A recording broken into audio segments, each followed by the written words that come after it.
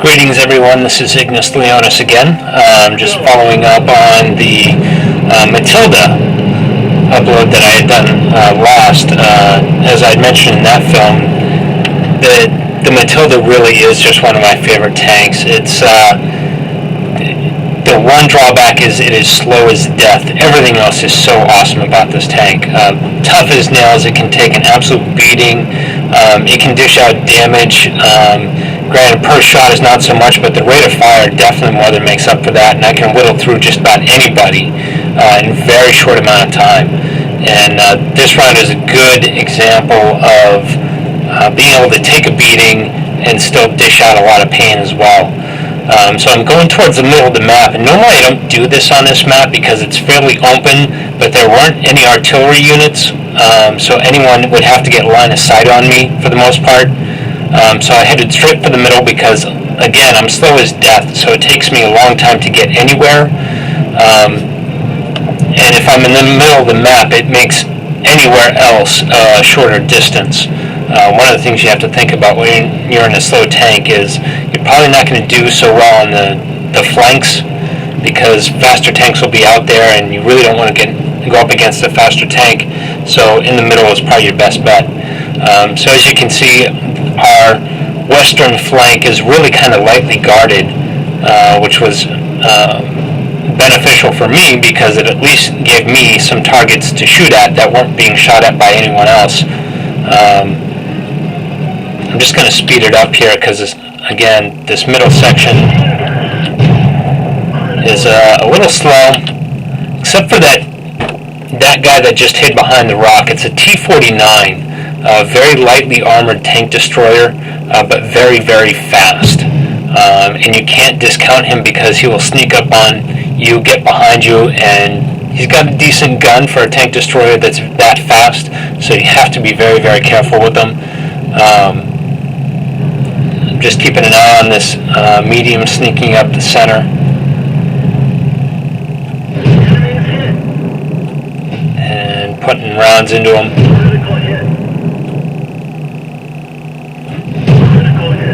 And, watching the scout kind of come in here as well. Just trying to do as much damage as I can at this point.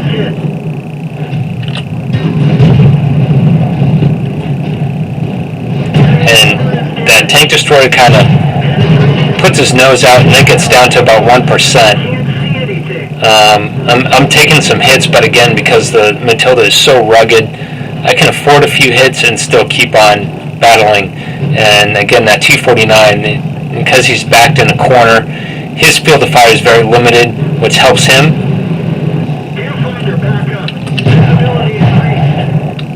So I'm going to put a couple of shots on his position every now and then, just to keep him honest, so to speak. I don't want him to think that he's been forgotten, so that he can then sneak out from that rock.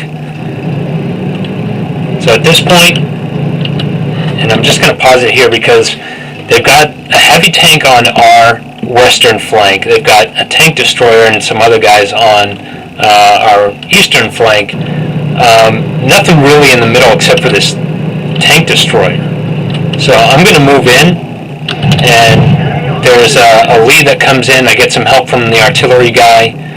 There's also a tank destroyer that pops its head in, which I make short work of. Again, rate of fire on this thing is they're not going to be too concerned with the first shot or two, but after that they have to be concerned because the rate of fire is just disgustingly fast, and I can rip through anybody in very short work. There's only a few tanks, and you'll see one a little bit later, that I really have to be worried. And here, this is funny because I know that tank destroyer is there, and I'm slowly just kind of putting rounds next to him, and I'm thinking what this guy must be thinking as these rounds are exploding next to him, and finally I'm able to put one on him. But I'd be interested to find out what he thought as these rounds were exploding next to him. One thing you have to have in this game is excellent situational awareness. And not forget where guys are, because chances are they're going to try and let you forget about them.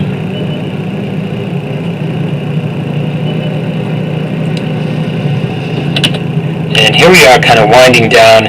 It's me and a tank destroyer and a heavy and a medium and a tank destroyer on the other team. This KV-1, I'm shooting at his turret, which isn't the best, but I'm just trying to get my shots to kind of go down with the curve of the ground and get on the soft part of his hull. But at that point, it kind of left me open to his shots.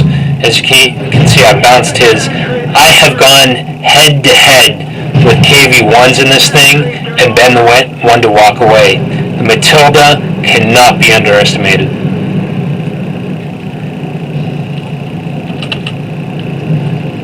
Just going to speed it up a little bit here because I am limited in time. So as you see again, I've got just enough to kind of arc the shots so that they land on his hull. I take out the KV-1 and I'm coming up on this medium. None of his shots have done anything to me. All have bounced. There haven't been any no damage penetrations, nothing. So I am assuming, and rightly so, that all of his shots will do nothing towards me, so I can really kind of risk getting right in this guy's face.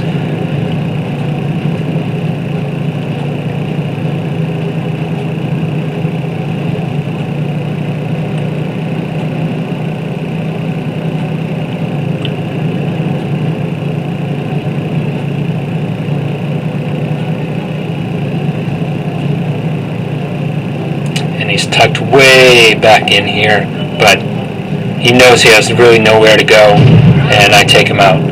So now it's just me, and I'm just going to pause it here real quick. What we've got is an AT-2. This is a British tank destroyer with an incredibly armored front. These things have got to be the bane of my existence.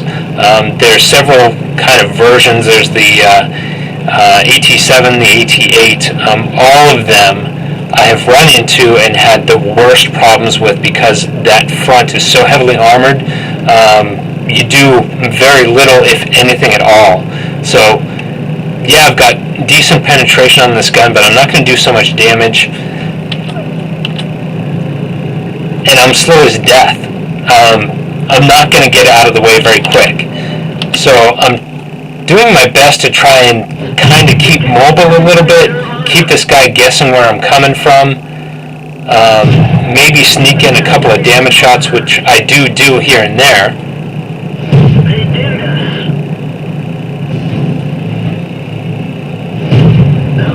And he's bouncing them off of me as well, so it really is one of those things, and he just damaged me there, so I know that at a distance, this guy's going to get me. And I haven't done hardly anything to him. I keep bouncing shots off of him. Once in a while, I will plug in something that does kind of minimal damage.